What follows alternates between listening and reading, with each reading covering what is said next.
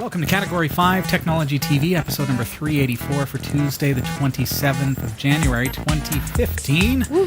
I'm Robbie Ferguson. And I'm Kelsey Jensen. Nice to see you. What's going on tonight, Kels? Not much. We got more viewer questions. Yes! Viewer question extravaganza. Woo. If I could roll my R's, I would. Yeah. Can you roll your R's? No, I can't. That'd be amazing. I know. Anyone here? Anybody? No. Extravaganza? I can barely say my R's, let alone roll them. Okay. Sasha, Dermatis, what's going on? I can tell you that we have great news stories today. Here's what's coming up in the Category5.tv newsroom.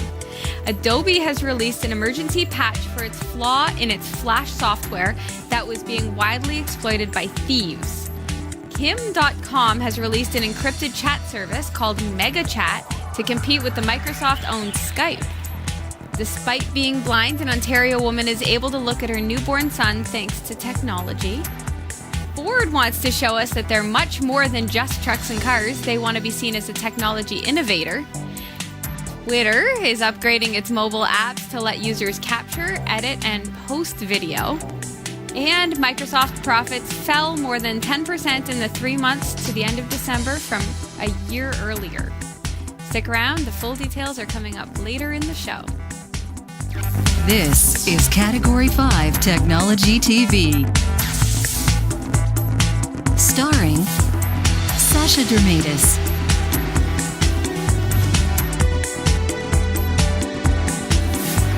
Hillary Rumble,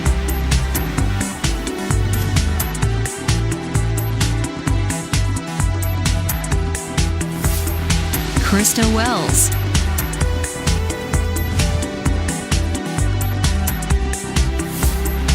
Eric Kidd,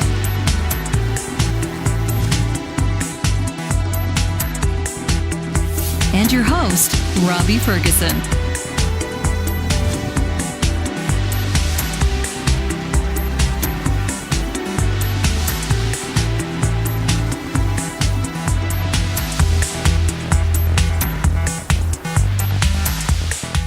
This is Category 5 Technology TV. Hello! Hello. I'm Robbie. I'm Kelsey. Sasha is here too. Hello, Hi. welcome back. Yay. You have been away. Well, we didn't know here because you kind of telepresenced in through the magic of television last week. How was your trip? My trip was incredible. I saw 2 stingrays that were like 8 feet in wingspan. Is that a wingspan? So wide, her hands get cut off. Oh, oops, sorry. Oopsie. And a jellyfish, and I floated around like a noodle in the That's Caribbean cool. Sea. It was great. Nice. Happy to be back. I'll admit we had to brighten up her camera today because she's looking so dark. Yes. So we had to tweak the settings there. Nice to see you. Thank you. And nice to see you at home. Nice to see so many people in the chat room as well. Yeah, that's a lot. And tonight, if you're watching on the Roku platform, we've made some major changes to Roku. Now, interestingly enough, I need to give a real quick update because last week we had some problems with Roku and people stuck around. Thank you for sticking around after the show last week. We took about a half hour to do some diagnostics and tweaking, and we were able to get things going pretty good.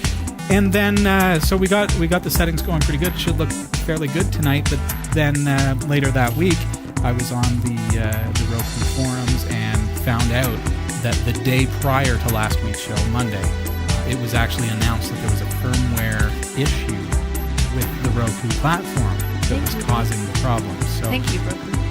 yeah, I mean, it happens, right? But they gave us, in that forum post, they gave us some possible ways to remedy it with a bit of a hack around. So we have therefore updated our channel in order to support live playback on Roku while working around that particular issue. So hopefully it's working fantastically well tonight. So far, so good in the chat room. People saying that it looks good.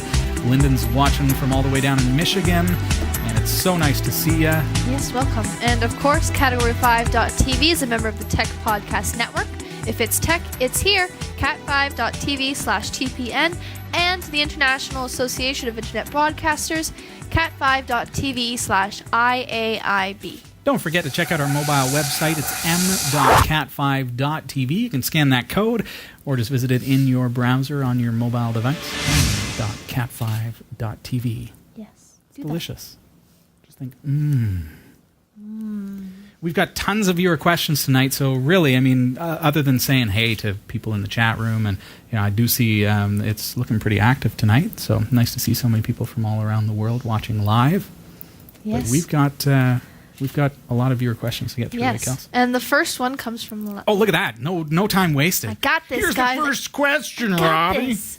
First one is from Lyndon. Hey, Lyndon. He says, first of all, I can't tell you how much he loves our show. Hey, thanks, Aw, buddy. That's so nice.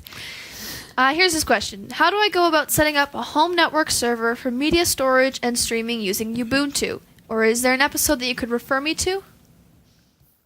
Let's not waste any time, eh? Yeah. First question out the gate. How do you build a server? All right. Well, okay. Looking at multimedia, my question, and Lyndon, it's good to see you in the chat room. I'm glad that you're able to be here watching from Michigan. I just happened to mention that. And Songbird is also joining us from Michigan as well. It's good to see you again. Lyndon, what I want to know is what is it that you want to do with this multimedia server? Because I'm going to put you onto something that's rather interesting. I love a product called Plex. Mm-hmm. I got to admit.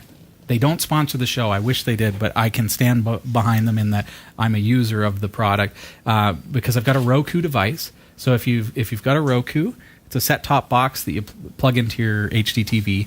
The Roku 2 and I believe the one as well will even work with older CRT TVs. But basically, it turns your TV into a smart TV and then some. But with the Roku and the Plex app, which costs only $5. Right. It's a one-time $5 fee. You then can have any Linux machine, a Windows machine on your network. It doesn't really matter, but in particular Linux. And you install the Plex server platform on that computer, and then your Roku or any other device that has Plex installed, it might be an iPod or your tablet, it might be your phone. If you've got Plex installed as an app, then you can actually connect to that one computer on your network that's streaming all your multimedia. I know what you're thinking. Why does that matter? You were gonna say why does it matter, Robbie? Why don't you just put the files into your phone and be able to watch it? But the problem that people run into, Kelsey, since you asked, I do this to her because I want her to prompt me and stuff. Yeah. Files in various formats may not work on certain devices. Right. You get a file that comes off of our camera is going to be this strange format that an iPod doesn't recognize, for example. Or, it's not like an MP3 where you can practically paste it onto any device that plays MP3s and it will just play. Video is a whole different can of worms. So you've got to have what's called transcoding happening in the interim. So there are a couple of ways to do that. The old school way is to actually take all your files and convert them to another format. And we saw this happen when everybody wanted to use Ogg Vorbis files for audio and then realized, well, none of my players can play it, so I've got to convert everything back to MP3. And so you go through this conversion process. Video is very time consuming, so if you've got a video and you want to watch it on a device and that device needs it to be a specific format, you've got to first convert it. That's a pain. It's a lot of work. So Plex, the server portion of it, connects to wherever your multimedia is, and it, in real time, on the fly, converts it so that it will play on all your devices. So if I connect to my Plex server, or whatever I want to call it, from my iPod, it will automatically convert it to the format that the iPod is able to play in real time. So to me, behind the scenes, I know that that's happening, but from a user's perspective, all I'm doing is choosing the video and pushing play. Okay. If I go to my Roku and I push play, it just starts playing. I don't have to wait for this lengthy conversion process, and I don't have to have a copy for Roku and a version for my iPod and a version for my phone. It's going to work across all platforms. So that's where Plex comes in real nice. Okay. Does that touch on it at all, Lyndon? Does that help? Now, what if it's it's not someone who wants it to share it with the world, but wants You're to not. see that? Plex is your personal media server. Oh, okay. So you're talking a computer on your network. Why don't I use myself as an example? It's good. I'm a good example. I'm as good of an example as anyone. So in my case, my wife's computer, Becca's computer, is running Debian. So so I installed Plex on that, and we've got the Unraid server, which houses all of our files. So that's got Category5 TV files. It's got all of our video edits and family movies, everything like that. And, of course, anything that I've ripped from DVD as well. Okay. So they're residing on that server. And so in my house, I'm not sharing it with anyone else. I'm not doing Right. anything like that. What I'm doing is I'm making it accessible to myself, to our devices within the household. So it goes through, it basically is going through my wife's computer. So if her computer is off, Plex doesn't work. Right. It times out, right? It goes through her computer, connects out to the server, grabs the files, and converts them on the fly, makes them streamable to all of our devices. Right. It's just a convenience thing. It makes it easy for the kids, too, because they like to watch their shows and stuff. And we get the DVDs for Christmas and things, and I always rip them. First thing I do is I rip them, Right. which is to copy them to the hard drive of the server. Because more often than not, you'd be amazed how many times discs get cracked Yeah. with Or kids scratching. around. And So I got into the habit of always rip them, and I've got a big box in the garage full of DVDs, which eventually will go to a thrift store or something. But that's my story. That's how I do it. Okay. So, Linda, maybe that's a good solution for you. Mm-hmm. I like the solution. It works very, very well for us. Yeah. Cool. All right. So the next Thanks, question is from Michael, Iowa. Michael! Hey! Welcome. He was hoping that you could show how to install a screensaver in Point Linux that he found on a website that has a nice big clock for the screensaver, and I've got the address on here. Is it a big, long one? No, it's quite short. Okay. Fortunately, he could not get it to work for me. For Okay. him. I'm gonna try to bring up the URL that Kelsey's got up on her screen.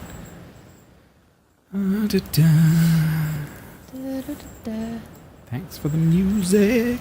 Okay, so we're going to alexanderk.ru/gluclo. Let's see if I typed it right. I did. Oh, yeah. Gluclo. Okay, so this is I guess a screensaver flip clock for Linux. Yeah. All right, shall we? That Let's is try it. awesome. Let's download it. That's kind of old school, huh? Let's open the tar.gz. What do we get? We get makefile. So we're good. All right, that's all we need. So I'm going to extract that to my desktop. All right. Just throw it anywhere. But you need to be able to access it.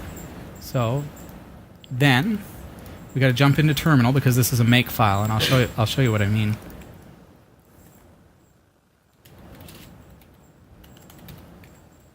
And what was the name of that? Gluclo? Gluclo. Okay, what was the file name there?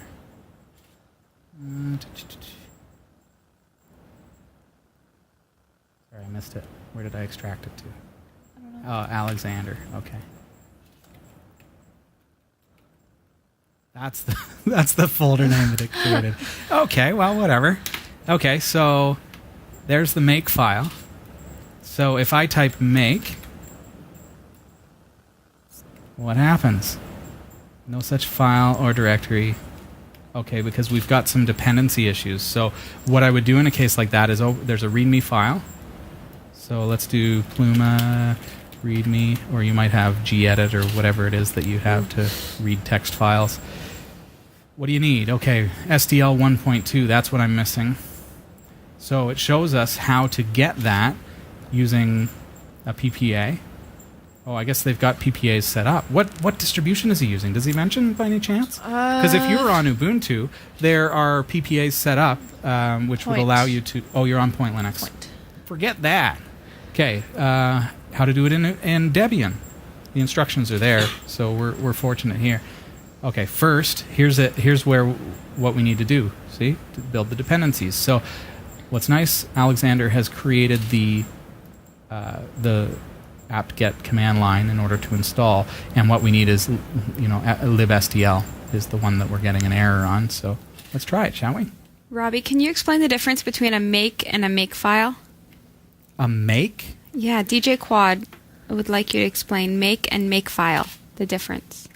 Okay, well, make is the command that... So a make file in Linux, and we don't always see this, okay? Notice that there is a PPA for Ubuntu users. What's a PPA? Personal Package Archive, or something. I'm not sure what it stands for, but it's like a repository specific to Ubuntu that is created by the person who creates the software. So with a PPA, like any repository, it's easier in a way, because all you have to do is just type those 3 commands: sudo apt-get or apt-add. So you add the repository, you update apt, and then you install gluclo. That's so easy, right? But unfortunately, there is no repository, it doesn't look like, for Debian, which is, of course, what Point Linux is based on. So Point Linux falls into the Debian category. So we have to do it a little bit more manually by installing the dependencies first. And then we've got the source, and that's where the makefile comes in. So the makefile allows us to now compile the software from source into something that's executable. Right. So the makefile is really it's the command structure that tells make what to do in order to compile the software. Joel NNH says make is a program for building other programs, and makefile is the instructions for make to use to build a file. Almost an echo. Yeah. Nice. Yeah. Yeah, that's what I mean. So, thanks for the comment. All right, let's copy that line, because this is for Debian. And what we're doing here is, just to explain it to those who don't know, sudo is to become a super user. Aptget is the program that we use to install things on Linux. Install is the command, and then this is the big long list of all the things that we want to install. So build essential, libstl, a couple of different true type font support, all that kind of stuff. So if I paste that command, and I just closed the file, and so I lost the paste. Let's do it again. Copy, and new terminal window. How's that? Notice that sudo is superuser so it's requiring my superuser password, and then it goes through. And do you want to install this? This is good. It means that the packages exist. I didn't get any error messages. Yes. You want to continue? Yeah. Be careful of that, because we are kind of making an assumption that this guy's, that the command that they're giving us is safe. Yeah. What I watch for when I do an apt-get install or anything like that is anything going to be removed from my system? So watch, if apt tells you that it's going to remove something like GTK, then we're not going to... That wouldn't be good. Then we're going to just stop it. Yeah, you might want to say no at that point. So it's going through, and what it's doing now here is it's grabbing the dependencies which were preventing us from being able to make from the makefile. While we're waiting for that to happen, let's actually take a look at the makefile. Let's do that. There you go. So you see what it is? It's basically an installer script, or something that shows make, the software that makes applications, compiles them. It's not a compiler, but just to put it into lay speak, it's using G++. That's the compiler. And it just tells it what to do. There you go. It's very interesting. Working its way through the dependencies, getting those all from repositories. See, I didn't have to make them. Yeah. It's getting those from the Debian repositories. Nice and easy. That's Processing helpful. triggers. It's almost done. Yeah. Oh, goodness. Now it's got more. Oh, my goodness. There's so many. This is a pretty impressive clock. It requires all this stuff. How much space did that take up on my drive? I don't really know. Okay, but it's done. Yeah. All right, so let's jump back here and let's see. Does it make now? Make. Oh, it did it. Yeah. No error that time. Remember? First time I did it, said no such file or directory. Next time, it just returned me back to the prompt. So now if I type make install, what happens? Cannot create regular file. User lib x screensaver gluco. Why? Permission denied. So, okay, well, why is that happening? Because I'm not super user. So for make install, because it needs access to /user/lib/x screensaver, which I, a normal user, not root, do not have access to, I need to use superuser to become a root user. All right, so by typing sudo make install, If all goes well, it's going to ask me for my password. That's sudo doing that. And then what happened? It worked. It didn't give me any error messages, right? So what's next? Okay, let's look at their website. We've got it installed. So we know that it's installed. Now, do we have X Screensaver installed? Let's try.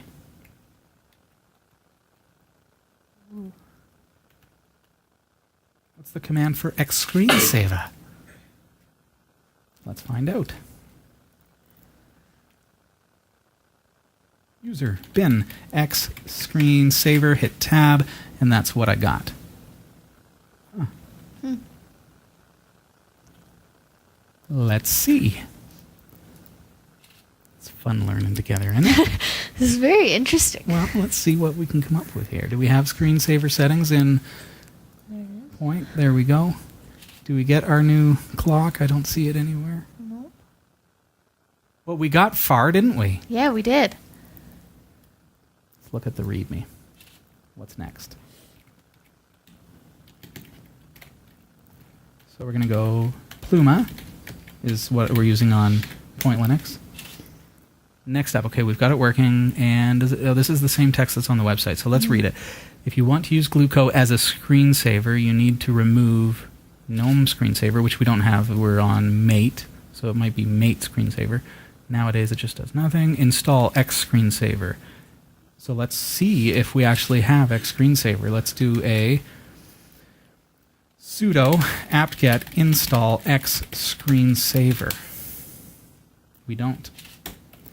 That's why. Okay, so we do have some X screensaver executables, but we don't have screensaver X screensaver installed. It's The saying that following it's a new packages will be package, removed. right? It says the following packages will be removed. Where do you see? Yeah, the following packages are going to be removed. Point Linux Mate Core. Yikes. Oh, good call, Kelsey. See? What? Drop the pen. She just saved your butt. She saved our butt. Because that's exactly what I was saying, Kelsey. You got it. The following packages will be removed. Mate Core, that is your GUI, the interface to allow you to access. It's called a desktop environment. You'd lose all that. But what's worse, you would also lose Point Linux Mate Desktop. The whole GUI of your Point Linux would break. So, what other options do you have, eh? Screensaver preferences. Yeah. I would have to, I'm not going to take a whole show to try to figure out how can we get X screensaver working on Mate. If the chat room has any suggestions on how you might get around that. But isn't that interesting? So we got it to install, but we can't actually set it as a screensaver. Because We're bad going to say things. no to that. Yeah. No, we'd lose our desktop completely. Yeah. So what a mess that would be. Huh. Guarantee you there's a way. Oh, yeah. We learned a couple things today, though. Yes. What to watch out for when you're doing an apt-get install. Way to go, Kels. Yeah. Yeah. I'm learning things. So I would say with that, to me, it becomes not worth the hassle at that point. But to you, do they have any support? Let's see. Do they have any support? It really doesn't look like it. However, is it a Twitter account? What? Or is that just to tweet it? No. Oh, yeah. Just to tweet it. Just to tweet it. Does GitHub have support for it? Contributors. So there's Alexander. So perhaps you could reach out to him by email. That's what I would do. I would say, you know what? At that point, I'm going to email him and say, can I run this some other way? I'm not a screensaver guy by any means at this point. I don't even use a screensaver. Burn-in ain't a problem anymore. So Yeah. I like the clock. Yeah. All right. All right. Well- So I don't have a complete answer for you, but a partial answer to get you some other things. Yep. Got it Good pretty luck, Donna. far. Yeah. So the next question comes from Andy C.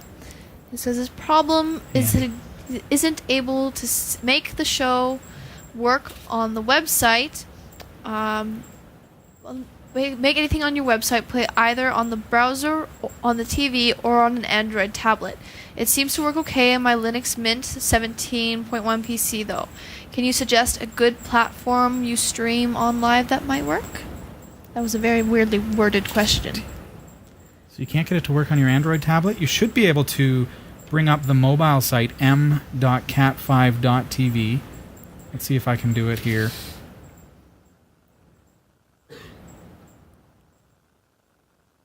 m.cat5. Come on. Safari crashed. Oh. Good old iOS. Oh yeah. Okay, I didn't even get to type it. cat5.tv. And this is why we go Android.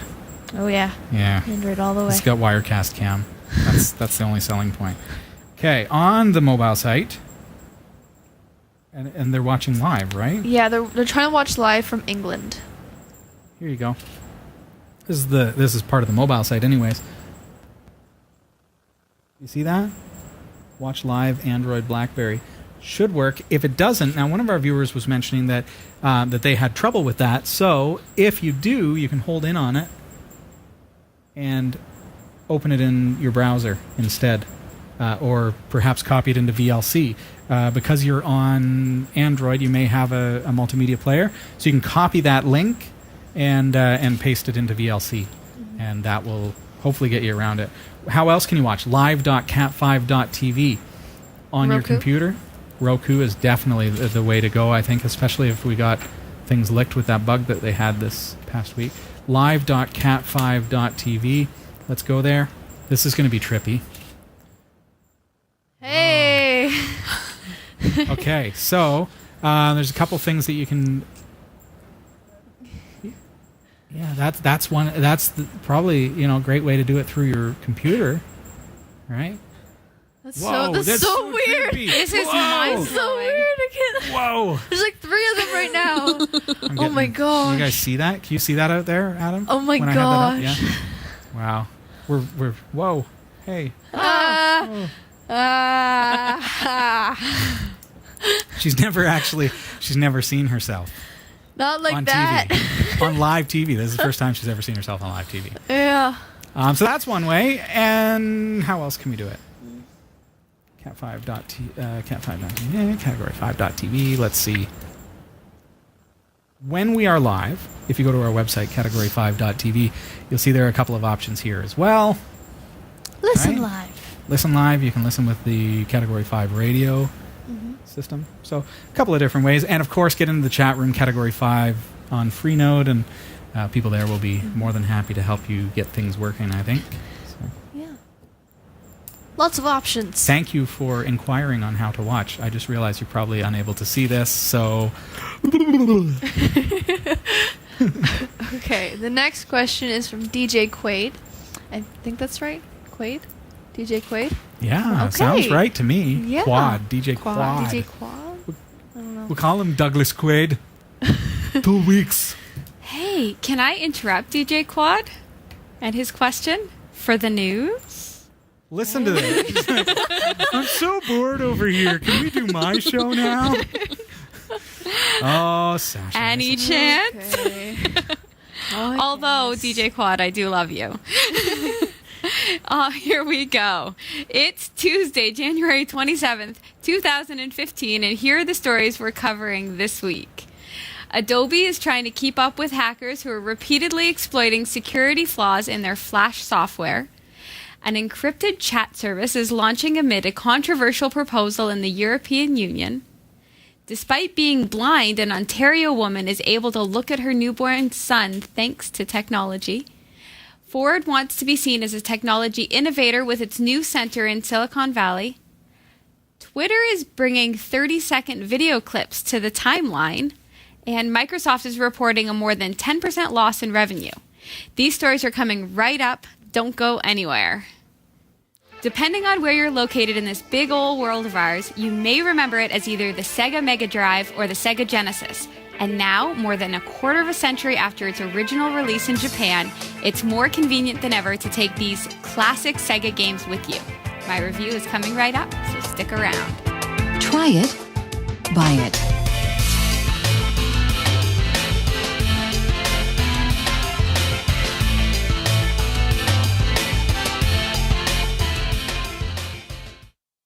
I'm Sasha Dermatis, and here are the top stories from the Category5.tv newsroom. Adobe has released an emergency patch for a flaw in its Flash software that was being widely exploited by thieves. The patch stops the flaw being exploited on some versions of Windows, Apple, and Linux operating systems. In addition, it is investigating reports that another previously unknown flaw is being used in a popular cybercrime kit sold online. The kit is favored by gangs who use malicious programs that demand a ransom after it encrypts important files. This particular exploit can be used to scramble files and demand a ransom, seek out banking details, or hijack ads on web pages as people browse. Adobe said it hoped to produce a patch for this other flaw this week, as the latest emergency patch did not fix it. So, Robbie, does that mean that they're actually selling a kit for thieves online? Not necessarily even selling. I mean, sometimes it's available for free. Yeah. But, like kits. So somebody figures out how to create these exploits, and then they release a kit that allows non-hackers, we call them script kiddies or whatever, to create viruses, malware, and things based on those exploits. So if I've determined, hey, you can hack by accessing through Adobe Flash, here's a kit that allows other people to do the same just by clicking a checkbox. Wow. So that's like the bad guys being cooperative and sharing. They're Sharing collaborating. is caring. Collaborating. Wow. Well, that is bad news. All right. Well, way to go, Flash. Adobe. Internet entrepreneur Kim.com has released an encrypted chat service called MegaChat to compete with the Microsoft-owned Skype. Announcing the launch of the beta version of his MegaChat service, Mr.com said the video calling would gradually be followed by text chat service and video conferencing. The news came as it emerged a top EU official wants companies to be required by law to hand over encryption keys. The EU counter-terrorism coordinator proposal follows a similar call by Prime Minister David Cameron. In a document leaked by the civil liberties group State Watch, Gilles de Kirchhoff said encryption increasingly makes lawful interception by the relevant national authorities technically difficult or even impossible. Mr. Cameron said earlier this month that he wants internet firms to allow government to view encrypted messages in order to aid the security services. Mr.com. I kind of smirked as soon as you said that. I'm like, did anyone ever expect that we'd be saying Mr.com about someone? Wow, questions, comments, thoughts, concerns about that. Mr.com. Other than that, I kind of like that he's coming up with Skype-related, like, I guess, competition. It's like crazy that. Though, the government is cracking down on encryption, saying, oh, we need access. Mm-hmm. And, you know, here we've got other people and companies that are trying to create encrypted methods of us communicating. Like, people maybe don't realize how insecure something like email is. So, you know, sometimes I'll have it happen where someone will email me a credit card number, and I'm like, no, don't do that ever. There are probably 1,000 people reading that same email that before it even gets to my inbox because it's unencrypted. Yeah. So it's basically like a plain text that I'm passing along, and anyone who sees it as it goes by can read. So if he's going to create a chat service that is encrypted, hypothetically that means that people can't eavesdrop, which means government can't eavesdrop and figure out what you're up to. The government can't. And then they step in and say, we can't have that now because what if there's terrorist activities going on or being coordinated through this platform? Legitimate concern, of course, but where do you draw the line as far as privacy goes? Mm-hmm. Right. That's I don't know. Thought. Oh, yeah. This is the best news story I've read in a long time. Kathy Bates suffers from a disease that robbed her of most of her eyesight, But thanks to technology called Esight Glasses, she's able to count her son's digits and see his smiling face. The glasses are essentially goggles equipped with a camera and LCD screens. Though somewhat bulky, the glasses fit over the wearer's face, where the screens transmit visual information in real time. Bates' sister, Yvonne Felix, is also blind. She and Taylor West, a spokesman for the company that makes the Esight glasses, join us to share how the technology works. So essentially what Esight does is enhance functional vision for people that have that are legally blind or have what's called low vision. To do that, what we use is a camera that sits right over the bridge of the person's nose. And through that camera, we capture a high-definition video that we're able to enhance in certain ways to make that video more palatable to someone's eyes so they get more information through the eye to the brain. The result is what wasn't there for someone that's legally blind with their natural eyesight becomes visible when they use Esight. I have something called Stargardt's disease. 98% of my vision centrally is missing, and within the 2% of the visual field peripherally that I have left, it sort of looks like it's been washed out, so there are limitations to the detail and the depth and the distance that I can see. In terms of what the technology does, is it actually gives me central vision. So without it, I would just see a big blind spot, but with it, I can actually see faces, I can see, further away. I'm able to centrally have functional vision just like you or anybody else that, basically it brings me from 2400 vision, which means what you see at 20 feet, 400 feet away, I need to see at 20 feet. It sort of levels the playing field and brings me to, the same sort of level. So I'm able to read again. I'm able to see far distances, see faces, and interact with people. Right away, there is magnification. And what that does is it brings objects right to my face, so it times it like it's a 1.5 times magnification. So if, for example, if I were to look over at Taylor without the eyewear, just his head would be missing. But with the eyewear on, I'm able to see his eyes and his nose and his mouth, so he's very close to me.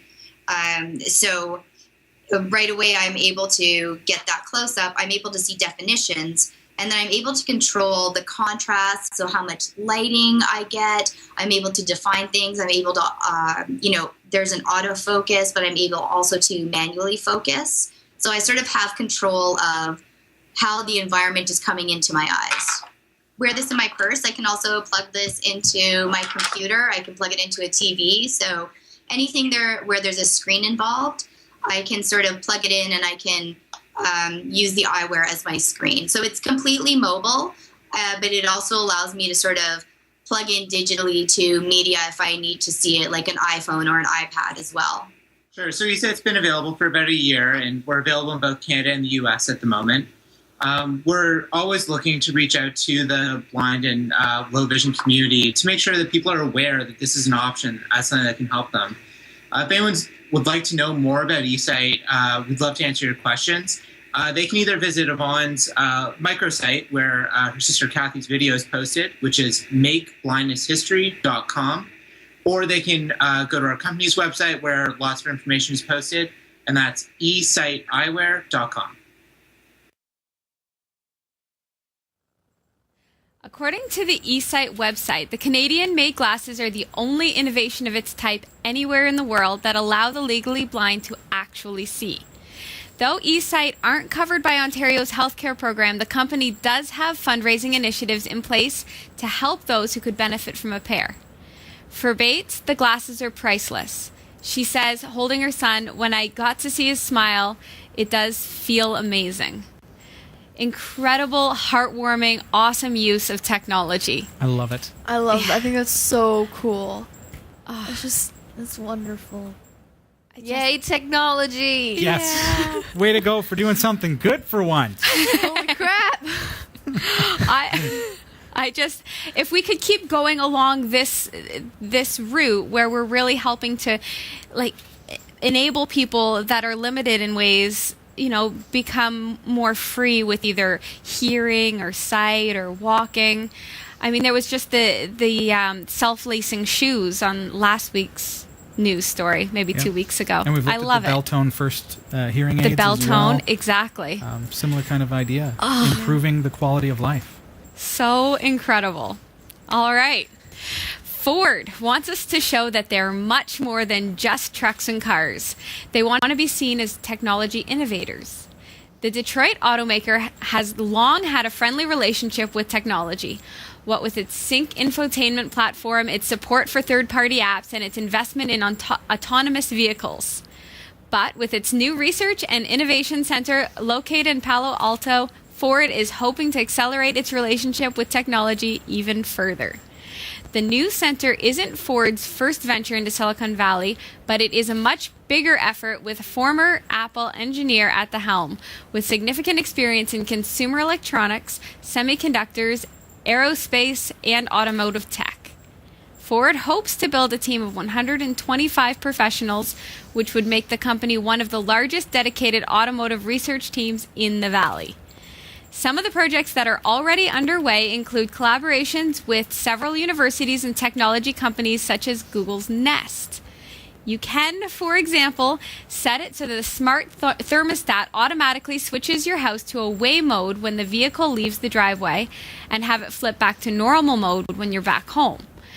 The Nest Protect smoke detector can even send an alert to your in-car dash to let you know if something's wrong at home.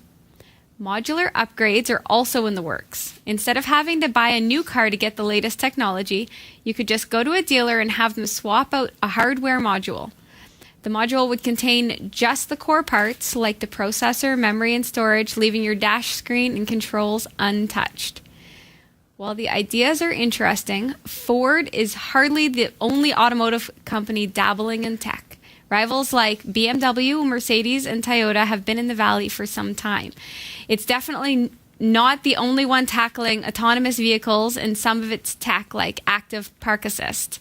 Still, that's the idea behind the new facility, to develop technologies that will move forward not just newfangled ideas like self-driving cars, but the customer experience in general, which would make driving probably safer.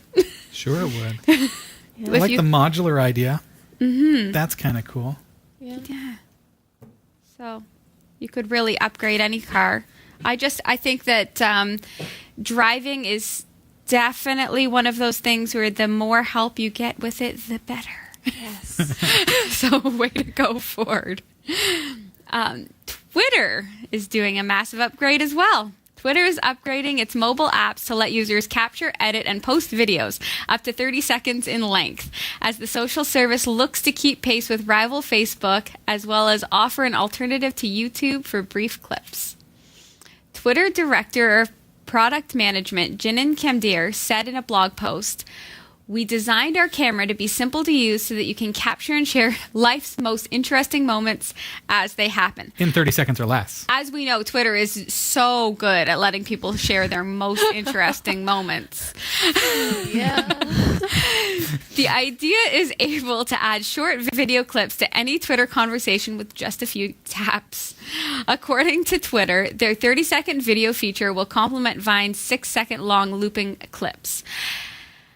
Robbie, I'm worried about people's inability to stop themselves and think, should I share this? Great. We got a 30-second video of the hamburger now.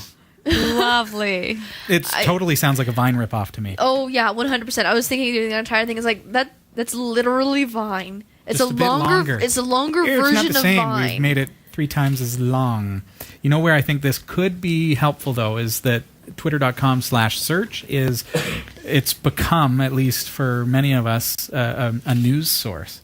It's our place to get up to the second news. If you want to know, if you're heading out in a snowstorm, what did we do? When we had that snowstorm, and if you watch Backstage Pass, we had a doozy of a snowstorm that Sasha got stuck in. I got home. But, the first thing that we did was we checked Twitter. Yeah. We used the Barry hashtag, and we checked what's the weather. And I said, make sure you avoid Bayfield Street because it's bad. So that didn't help you. But... No, it didn't help me at all. When it comes to news stories, and as it happens news, which is what Twitter has become, is not just communication, but news, doesn't it make sense that I should be able to post a quick video really, really simply from the app of the accident? But then it's a whole new danger. Exactly. As I'm driving by and now everybody can be a on. rubbernecker. Unless Ford comes up with a technology where your car is driving itself. we need and to then you can collaborate just- like the hackers. I see. Then you wouldn't be watching an accident because all of the accidents would be completely avoided. Yeah. And then Hope you one get the Esight glasses and can see it on the screen. Oh, yeah.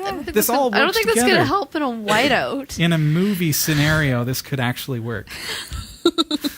That's right. Some sad news for Microsoft today. Microsoft profits fell more than 10% in the 3 months to the end of December from earlier this year. Or from the year earlier, sorry. They reported a net income of $5.86 billion, down 10.6% on the same quarter in 2013. The results included a $243 million charge for reorganizing the firm party due to the purchase of Nokia's phone business, which Microsoft bought in 2013. So, that's a pretty big purchase, reorganizing.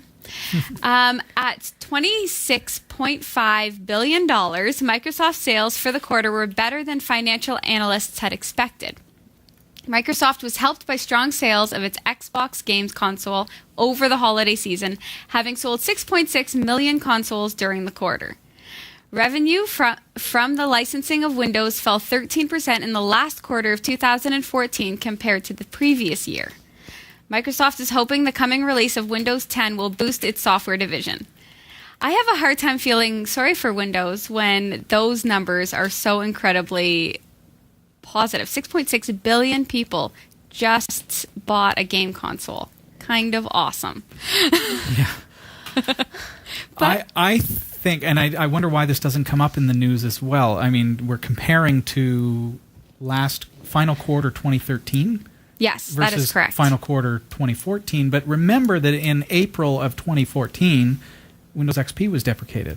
So what's everybody doing in the final quarter of 2013? They're buying all new computers in time for Christmas, right? Mm-hmm. So, all the stores have their blowouts. And so is it really an accurate comparison? Can we really say that they're down 10%? Well, no, they were. Were they up? I don't know, but I would think they would have been up because of the whole Microsoft Windows XP. They're down, I guess, from their projected earnings. Is that? I think. Okay. But are those earnings based on the previous? Yeah, it's year? Complicated, and It doesn't really make. it does twist it and spin it in a sort of negative way, but they really are doing quite well. Sasha, if I can just back up a little bit.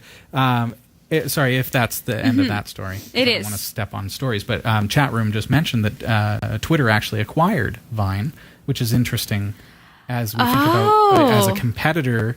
So are they actually Not a competitor. It's not really a competitor? It's hey, we're doing you did a thing, cool. We're gonna do the same thing, but we're the same company. So hey, They actually bought it back in October 2012, according to Wikipedia. So that I'm just out of the loop with Vine because I'm not really into 6-second videos, but. Well, you don't have to be into I'm into these 6-second 1 hour videos now. things. Now you can have 30-second videos. There you go. Wow. Well, Twitter, way to make a smart business move. I feel like Twitter's playing chess a little bit. Awesome. Now, for all your tech news with a slight Linux bias, visit the Category5.tv newsroom at newsroom.category5.tv. For the Category5.tv newsroom, I'm Sasha Dermatis. Thanks, Sasha. This is Category 5 Technology TV. You'll find our website right there, www.category5.tv. And thanks for joining us tonight. This is a viewer question extravaganza. yeah. Where we jump into the mailbag, and we've got a lot of viewer questions tonight, Yes. so we're just going to get through as many as we possibly can. Without further ado, what's our next question? It's from DJ Quaid. DJ Quad. Quad. We tried to get to We beforehand. established that just before the news.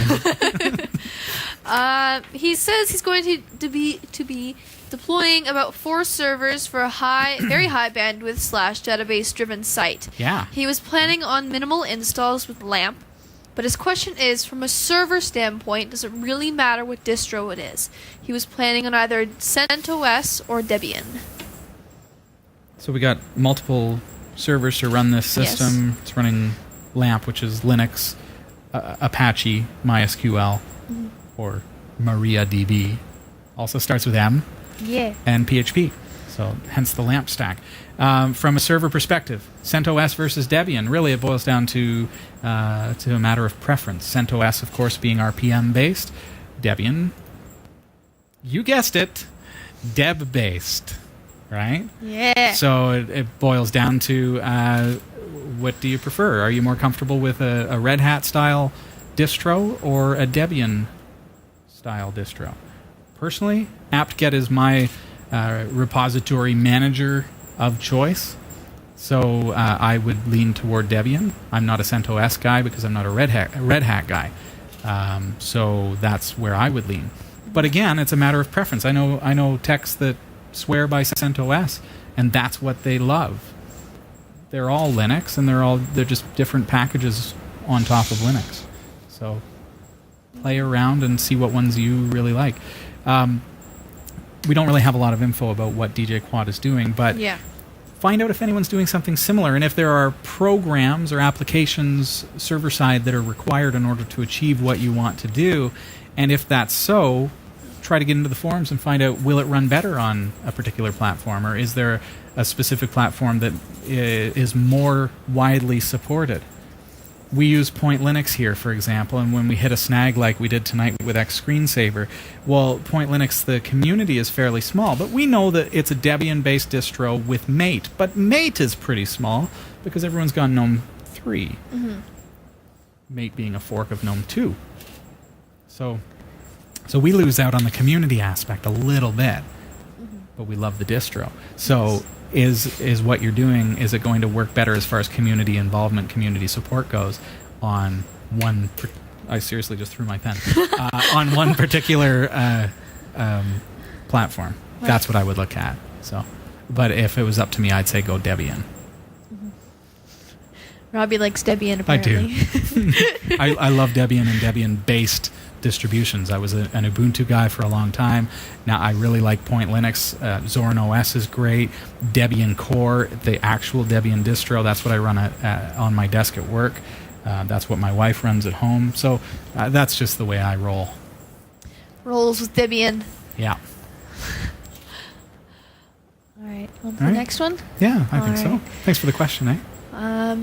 So Greg Franks Hey, Greg. went to a site that has a video, and he got this message when trying to watch the video. Please import API modules _all.js in order to use API. Another one said, the video you were trying to watch is using the HTTP live streaming protocol, which is only supported in iOS devices. Then he lists the site name, and he goes, I guess he's wondering, like, what happens. How do we get that going? Is this Point Linux as well? Yep. Look at this. We're becoming the Point Linux show. Yeah! That's fine. I'm cool with that. Let's see. I'm going to bring up your question. I'm bringing up your email on my screen. Yeah. And that Greg one Franks. came to us from Greg.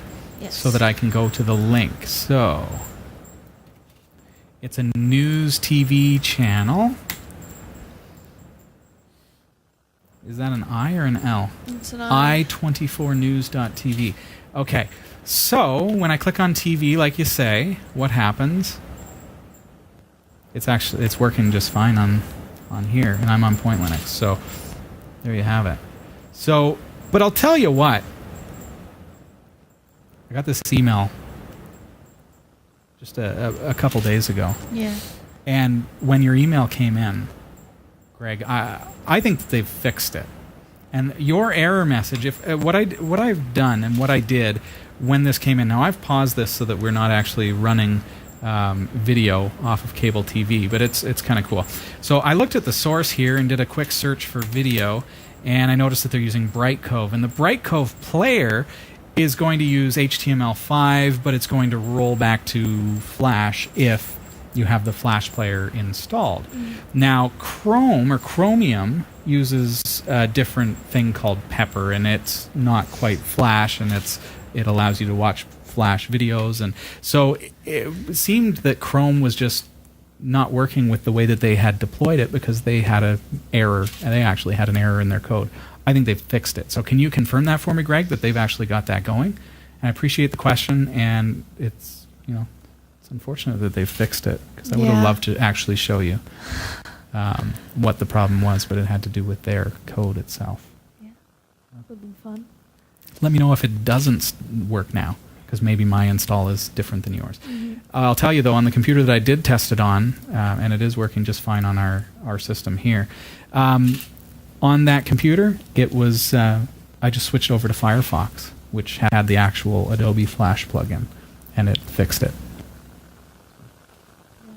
Thanks for the question, Greg. Another one for me? Yeah. Do you have another I have question? more questions. Give me more. Okay. This is from Neil Pert. Hey, Neil. He wants to know, what do you use for online banking?